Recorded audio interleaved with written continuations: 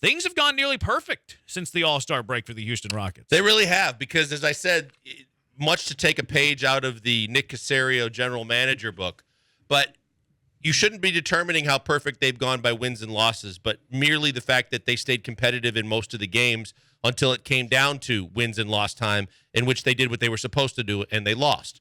And so when you look at the development, and really the biggest bright spot in all of this to say how perfect it's going is the development from the mental aspect of the game of Jalen Green. The fact that he's not settling and resorting to step back 1-on-2 3-point shots. The fact that he's capitalizing and utilizing his skill set where he has a cut above most everybody else in this league with his first step, with his jumping ability, his ability to finish around the basket and get fouled.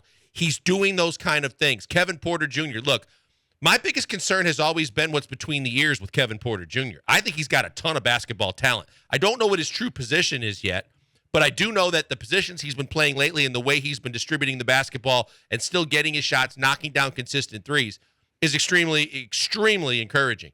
The fact that Dennis Schroeder is the most underrated ad on this team since the All-Star break, and the fact that when he's in the game and in the lineup, he's teaching these kids about the daily life of the NBA, teaching these kids about how to play winning basketball, how to realize that it's more important to make the right play, the right pass, and put the guys in the right position than it is to try and get yours all the time.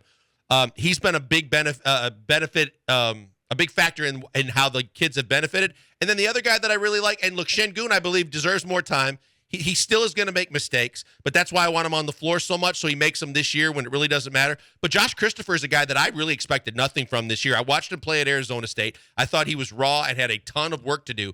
I was not aware of how much work he was willing to do this year after games, in between games, after practices. He improved his shot. He's improved his ball handling. He's maximized his minutes when he's got them on the floor, and he's given you the opportunity to be encouraged about not just the two guys that you have in your backcourt starting, but the fact that he's a third guy and a third guy from this draft class that could really amount to something very substantial for you in the future. Those are all encouraging things while they continue to lose, and when they lose, the teams that they're in the fight for the worst record in basketball win. You know what? The Pistons are winning suddenly, Brendan. So kudos to you and your squad. That helps the Rockets. Orlando has been winning and surprising people. Oklahoma City probably needs to lose a little bit more. But when you look at the pad that they're developing and still developing their talent, it couldn't have gone any better.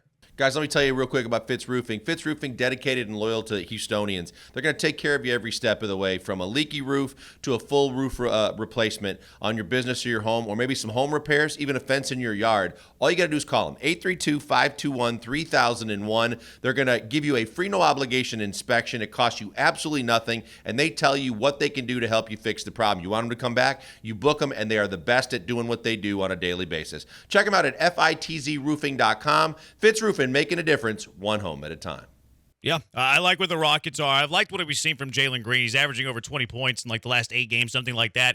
And I like his playmaking ability too. It's something that you were talking about. Like him getting to the rim, drawing the defense, able to pass it to the guy underneath that's in the dunk spot or kicking it out for a three-pointer. I'm really liking what I'm seeing with Jalen Green. I like the direction of this organization.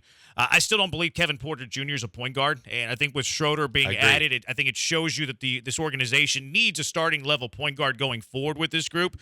It'd be awesome if you can find a young player that can do that. I like what I've seen from Josh Christopher. I just see him more as like a spark off the bench than like, starting point guard for 82 games. I like him. I don't know if he's an 82-game starting point guard.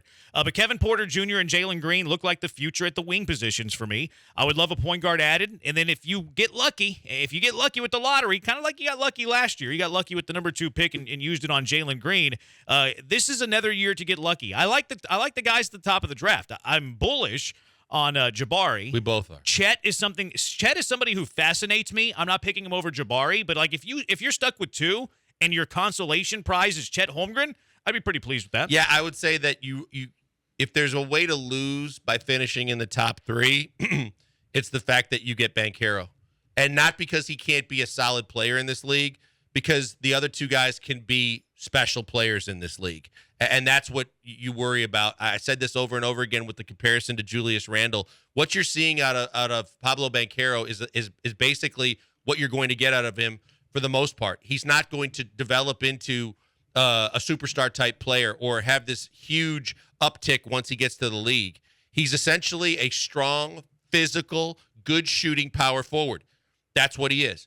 But if you look at Smith and you look at Chet Holmgren and you look at the potential for what they are now and what they could possibly be, I think it's such a clear-cut one, and I think we both do, with Smith, that it's a shame if you don't get the number one pick because he's so head and shoulders above everybody else.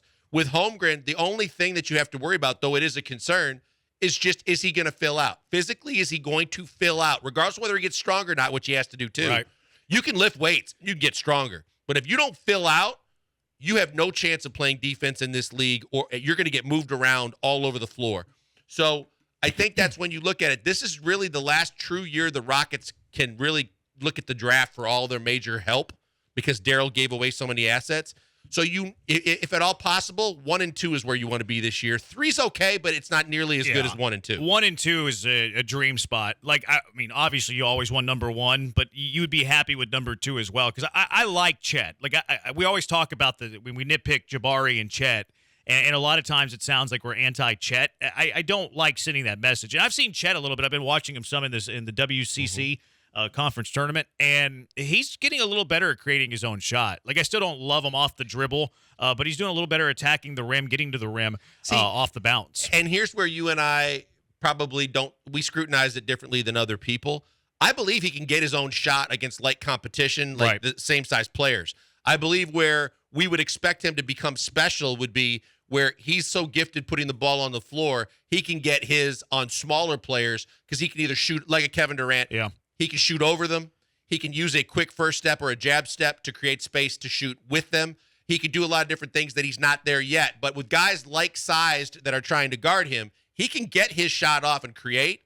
It's just that if he really truly wants to take it to another level in the NBA, he's got to create off the dribble and create against smaller defenders. Yeah, I want to see that post-up ability, right? Like, I want to see him, if there's a 6'7" guy guarding him, then he needs to be able to take that guy and, like, kind of have the Yao Ming fadeaway, right? Like, I'm not saying you need to go down there and slam on him like Shaquille O'Neal. You just need to get him in your 15-foot range and just turn and shoot over him because you have that size. Like, Chet's going to be an offensive strength in the NBA. I'm worried about who he can guard in the NBA, though. I know he's blocking a lot of shots in college, but I don't know what he's going to look like defensively.